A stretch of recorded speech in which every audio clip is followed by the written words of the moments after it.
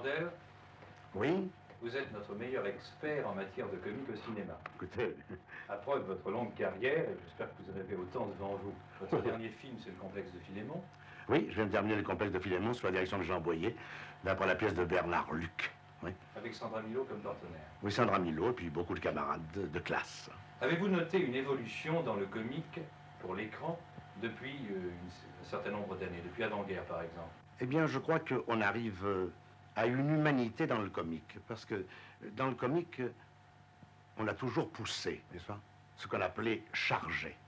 Et en termes de métier, on appelait ça les chargeurs réunis lorsqu'on faisait un film où vraiment, nous, les comiques, nous faisions rire avec...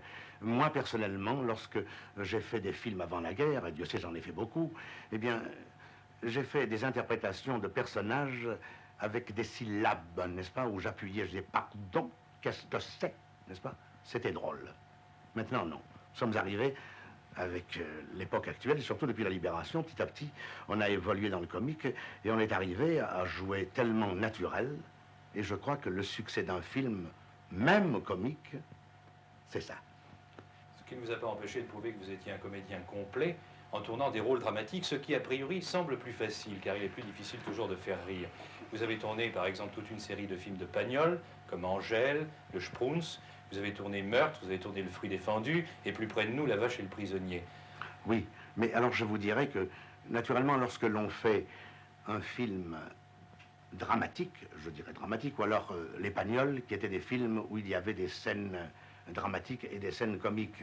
Mais ça, Pagnol avait le secret. Vous savez que Pagnol est un des plus grands auteurs de notre époque. Enfin, pour moi, c'est le Molière de notre époque. Je sais que s'il m'entend aujourd'hui, il ne sera pas content parce qu'il n'aime pas que je dise qu'il est menteur. Mais vous savez que tous les méridionaux sont menteurs. Il n'y a pas de raison que je dise que Pagnol ne l'est pas. N'est-ce pas? C'est son mensonge permanent qui m'a permis d'ailleurs de faire des films aussi formidables lorsqu'il les a tournés avec moi. Car lorsqu'on tournait avec Pagnol, ce n'était pas du cinéma que l'on faisait. Non, on jouait aux boules, on déjeunait le matin, on déjeunait le midi. Très souvent le soir, on n'avait pas tourné. On repartait, il me disait alors, à demain. Et le lendemain, on repartait. C'est comme ça que vous en fait des films. Et c'est comme ça que vous en fait Angèle, Roguin, Le Spruns, Topaz, tous. Nous avons fait des films avec Pagnol en amis. C'est-à-dire que nous nous rencontrions, et si on avait le temps, on faisait du cinéma. Quelle est la raison qui vous a fait dire il y a quelques instants que Pagnol est un menteur? Bon, parce que tous les méridionaux sont menteurs. Moi aussi, je le suis. Mais il n'y a pas un exemple précis où il vous ait menti? Non, c'est-à-dire que vous savez, Pagnol est le type qui vous dit « Tu es formidable ». Et après, il dit « C'est pas vrai ». Enfin, hein? Mais il pense que je suis formidable. Mais toute ma vie, il m'a fait ça. On ne peut pas lui en vouloir. Et quand les gens me disent « Est-ce que vous êtes fâché avec Pagnol ?» Je dis « Mais on ne se fâche pas avec Pagnol. Avec Pagnol, on est toujours amis ou on est toujours fâché. » Il y a une association qui a réussi, c'est l'association Fernandel-Bourvil pour un film commercial, mais un bon film comique commercial, La Cuisine au beurre. Oui, ça a très bien réussi. Je vais vous dire pourquoi. Parce que, d'abord, nous manquons de films comiques en ce moment. Depuis quelques années, on a peur de faire rire en France. Vous avez remarqué que mes jeunes camarades qui sont dans le cinéma et qui ont beaucoup de talent, très souvent, disent « Oh non, c'est comique ». Ils ont tort. Vous avez qu'à regarder que les comiques qui font des films drôles ont un certain succès, même si le film est un petit film, parce que les gens veulent rire. Et lorsqu'on a annoncé La Cuisine au beurre avec nous deux, n'est-ce pas, on s'est dit, tiens, deux comiques, là, on va rigoler. C'est tout ce que nous voulions. Il y a pourtant une association beaucoup plus importante qui, au départ, étonne, c'est celle de Fernandel et de Jean Gabin. Ah oui, mais alors là, ça étonne doublement, parce qu'en plus de l'association des deux acteurs, ils deviennent producteurs tous les deux. Justement. C'est ça qui est étonnant. Qui a eu l'idée de cette association? C'est Gabin au départ, et moi à l'arrivée. Bien sûr, il faut être deux. Lorsque Gabin m'en a parlé, parce que, n'est-ce pas, le départ de cette association, c'est 35 ans d'amitié. Nous avons débuté avec Gabin, tous les deux, dans le music-hall, et puis nous avons fait du cinéma presque en même temps, au début du Parlant, et nous avons fait 3 films ensemble avec Gabin. Nous avons fait Les Gaîtés de l'Escadron, Paris-Béguin et Cœur de Lilas. Et si nous avons suivi une carrière différente, en tant qu'acteurs, nous nous sommes toujours vus, toujours rencontrés. Nous avons gardé cette même amitié affectueuse que nous avions au départ. Et comme nous sommes de la vieille vague, je crois, les deux seuls qui restent, n'est-ce pas, nous avons décidé de créer une maison de production. Et pour ça, nous avons choisi notre nom pour les 2 premières syllabes de notre nom.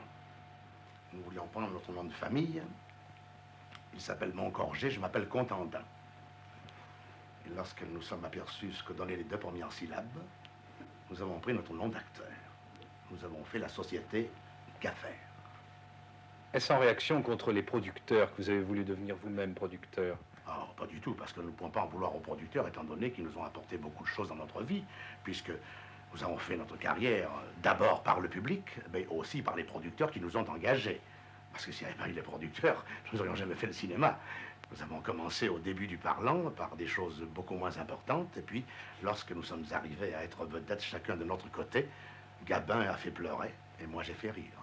Et maintenant? Maintenant, nous allons essayer de faire pleurer et rire tous les deux.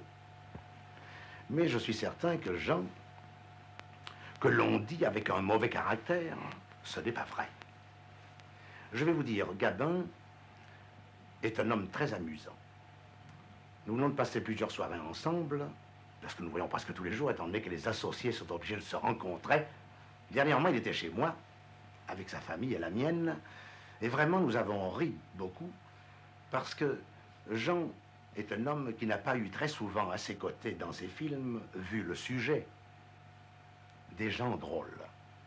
Or, je suis certain que lorsque nous allons faire notre premier film, qui commence le 15 septembre, nous allons avoir l'ambiance et l'atmosphère des films amusants, avec un personnel certainement amusant, ce qui ne nous empêchera pas d'avoir des scènes humaines, et que Gabin, avec son grand talent, nous apporte dans ce film sa personnalité, et moi, la mienne. Avez-vous une idée de ce que sera le scénario de ce film? Nous allons faire un film sur un Roméo et Juliette moderne.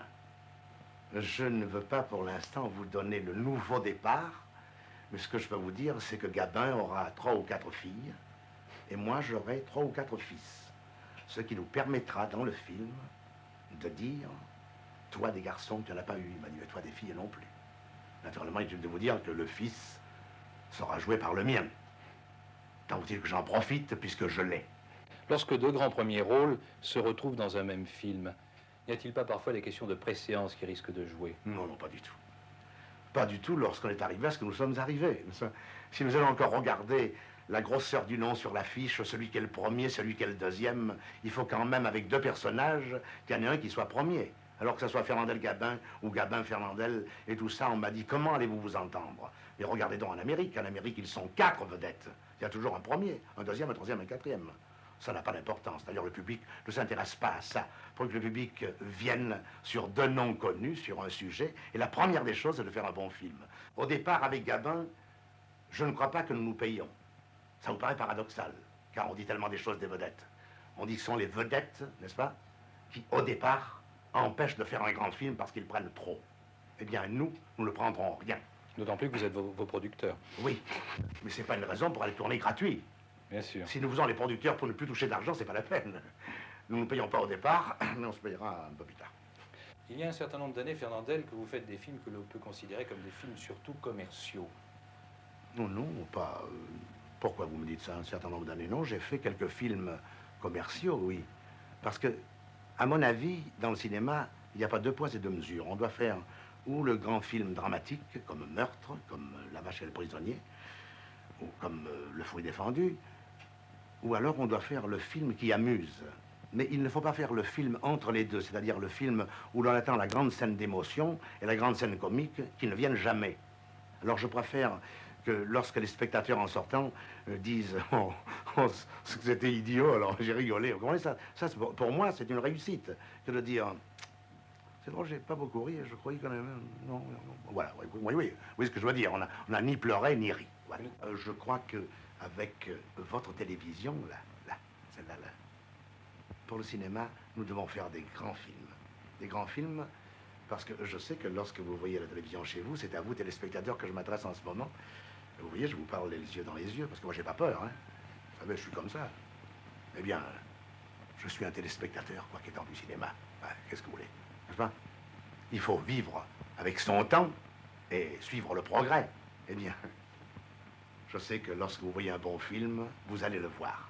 Mais il faut vous déranger, car vous voyez des beaux spectacles à la télévision. Pas toujours, bien entendu. Comme au cinéma, pas toujours de bons films. Mais lorsqu'il y a quelque chose de bien, vous restez chez vous. Bon, c'est quelque chose de bien au cinéma. Vous sortez de chez vous. C'est le plaisir que je me souhaite.